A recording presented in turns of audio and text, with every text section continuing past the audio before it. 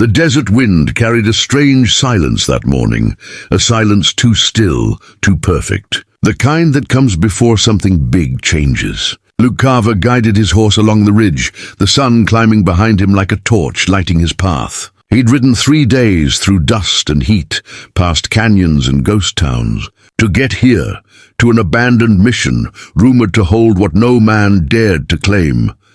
They said she'd been left there by her tribe, a bride without a husband, cursed by silence, untouched by love. The Apache bride, they called her.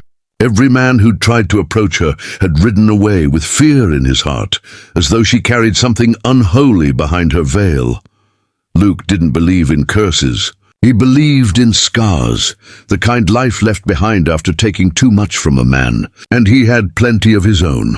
When he reached the mission, the place looked half-eaten by the sun. The old stone walls glowed pale and cracked, and the wooden door hung by one hinge. The silence pressed against him. Even the wind had stopped. He dismounted slowly, boots hitting the dry earth. His voice carried softly through the open air. "Anyone here?" No answer, until a shadow moved just beyond the doorway. He reached for his hat brim out of habit, lowering it. "I ain't here to harm you."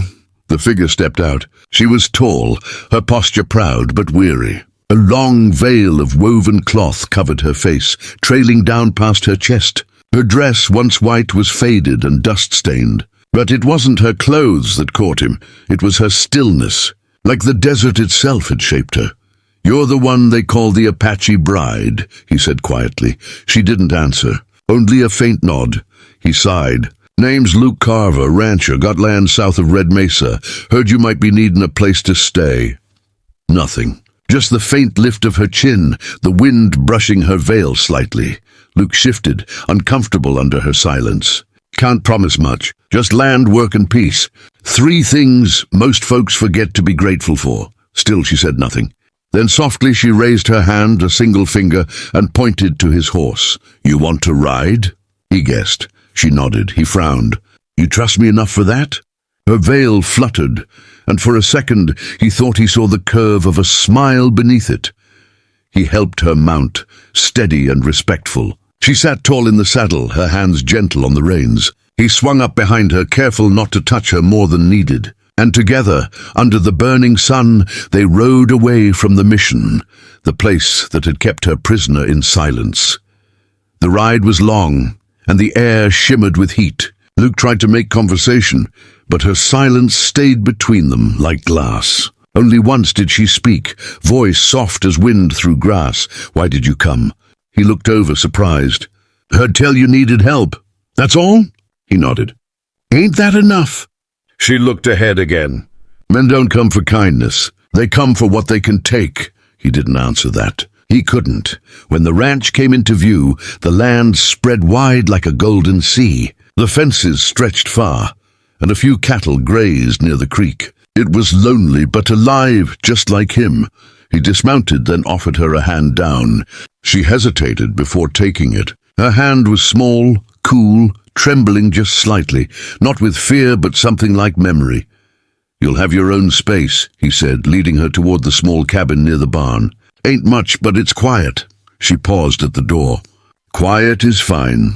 Luke smiled faintly. "Then you'll fit right in." Days passed. She barely spoke. He didn't press. He saw her tending to the horses, moving with care and skill, like she understood them in ways most men never could. She never took off her veil, even under the sun. Sometimes at sunset he'd see her stand near the fence, the dying light painting her figure in gold, the veil glowing faintly like smoke. The townfolk whispered. Some said she was a spirit, others said she'd been burned and hid her scars. Luke ignored them all. He didn't care what she was hiding. She worked hard, never complained, and somehow her presence softened the silence that had lived in his house for years. But one night, as he fixed a broken fence under the lantern light, she came to him, the first time she'd sought him out. "The men in town," she said quietly, "they speak of me." He nodded. "Let 'em talk. Folks round here need something to whisper about, or they'll choke on their own boredom."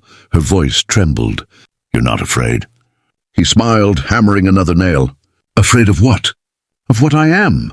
He looked up, meeting her covered face. Ma'am, I fought war, buried family, and spent 5 winters alone in this desert. I ain't afraid of a woman.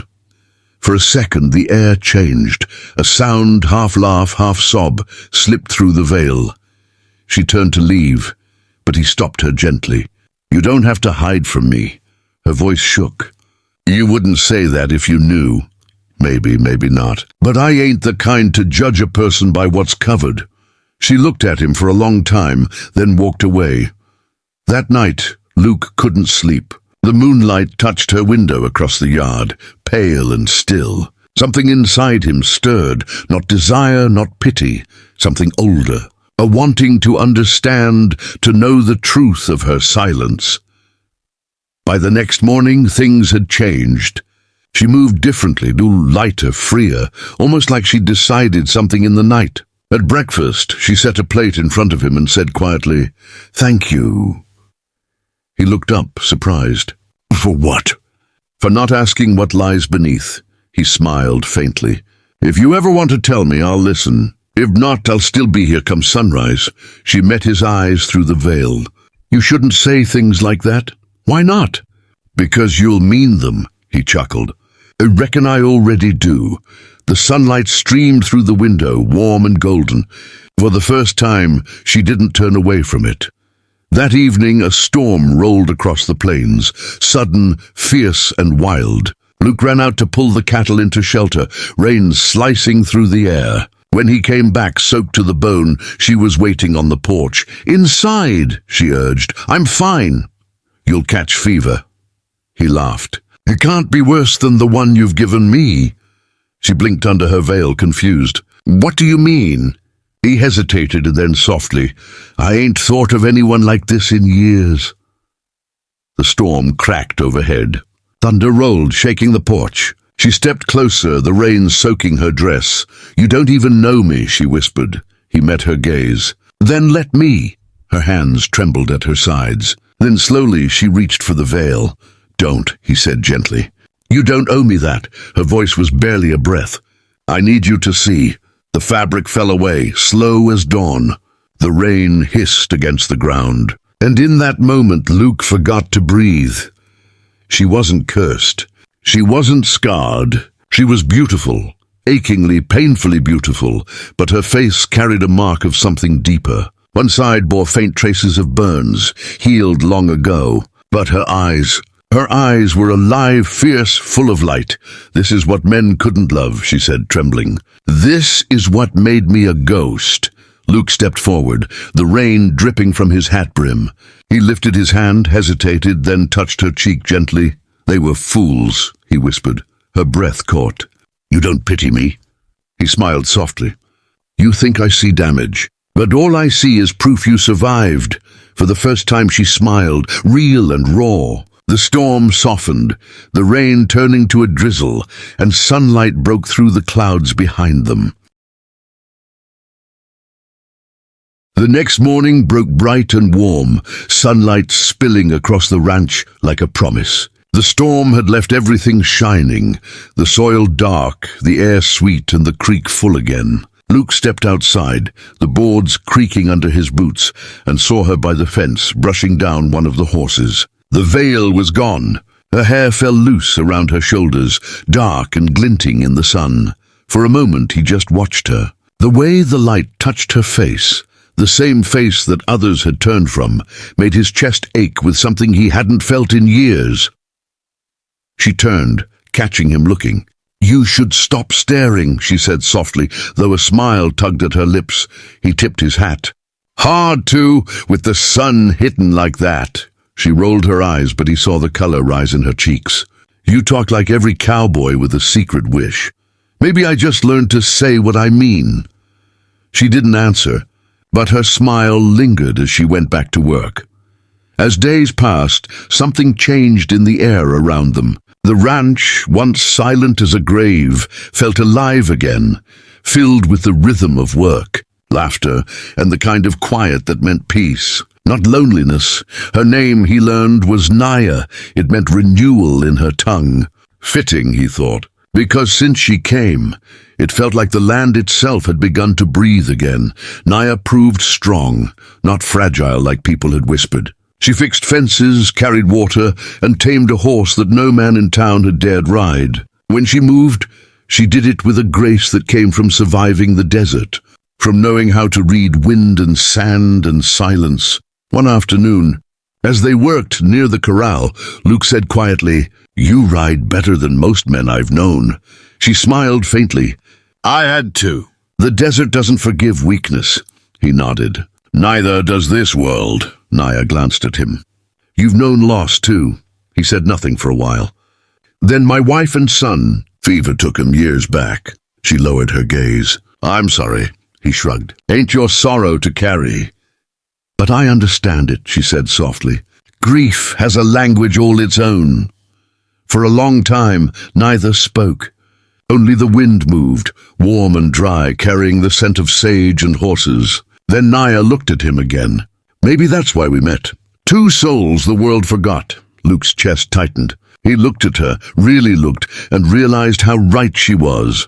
But peace, like all things in the wild, never lasted. That evening, a rider came from town, a man named Briggs, one of Sheriff Colt's hands. He rode up fast, dust cloud trailing behind, and stopped at Luke's gate. "Carver," he called, sneering. "You keeping company with that Apache girl?" Luke stepped onto the porch, his voice calm. "She's working for me. That's all you need to know." Briggs laughed harshly. "Working? Folks in town say she was bought. Say she was some kind of tribal bride gone wrong. That true?" Luke's jaw tightened. "You tell folks in town they can keep their lies. Ain't none of their business what goes on out here." Briggs leaned forward, eyes mean. "She's bad luck, Carver. Her kind brings death. You best send her away before trouble finds you." Luke's gaze stayed cold. "You done talking?" Briggs spat in the dirt. "Just don't say we didn't warn you." Then he turned and rode off, laughter fading in the distance. Naya had come to the porch during the exchange, her eyes dark. "They'll come again," she said quietly. "Let 'em," Luke replied. "Ain't the first time I've had to stand my ground." She shook her head. "You don't understand. The man they call Sheriff, he's not after justice. He's after control. I ran from him once. He doesn't like being denied." Luke's eyes narrowed. "Colt, you ran from him?" Naya hesitated, then nodded. "He wanted to marry me after a raid, to show the town he could tame the wild blood. But when I refused, he killed my brother. I escaped. I thought the desert had hidden me for good." Luke's hands curled into fists. "He's a coward hiding behind a badge." "Coward or not," she said softly, "he'll come. And when he does, he won't fight fair." Luke looked at her, the sun low behind her shoulders, turning her into a shape of gold and fire. "Then he'll find out I don't fight fair either." The next morning, the sky burned blue and gold. Luke hitched his horse, checking the rifle strapped to his saddle. "You're going to him, aren't you?" Naya asked from the doorway. "Just to talk." "You don't talk with men like Colt, you survive them." He smiled faintly. "You got a funny way of caring." She stepped closer, her hand catching his sleeve. "Promise me you'll come back." He looked down at her hand, small, trembling yet strong. "I ain't got much reason to die now, Naya." Her voice broke slightly. "Because of me." He didn't answer.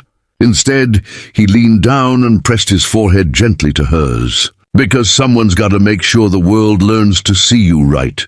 She closed her eyes, breathing in the sunlight and dust. "Then come back before the sun sets." "I will."